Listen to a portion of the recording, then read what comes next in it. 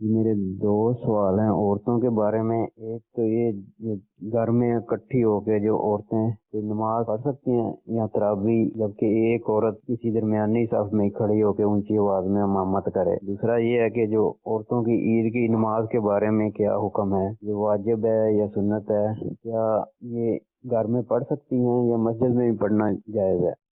ٹھیک ہے، انشاءاللہ آپ کے دونوں سوالات کے جواب لیتے ہیں۔ جی، عورتیں جو ایک جگہ جمع ہو کر نماز پڑھتی، پہلے اس کا جواب دے دیجیے۔ دیکھیں، کوئی بھی نماز ہو، عورتوں پہ اگرچہ جو تراویح ہے جو جیسے مردوں کے لیے سنت موقدہ ہے، عورتوں کے لیے بھی سنت موقدہ ہے، مگر عورتوں کی جماعت جو ہے یہ مطلقاً مکروہ تحریمی ہے۔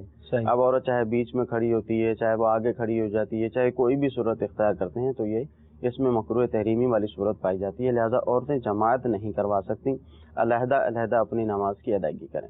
تو جمع بھی ہوں تو بھی علیحدہ ادا کریں، علیحدہ نوافل کے لیے علیحدہ نماز کی ادائیگی صلاۃ التسبیح کے لیے جمع ہوتی ہیں۔ جی جی۔ اچھا، عید کی نماز کا مسئلہ عورتوں کے لیے واجب ہے یا نہیں؟ جمعہ کی نماز اور عید کی نماز عورتوں پہ لازم نہیں ہے۔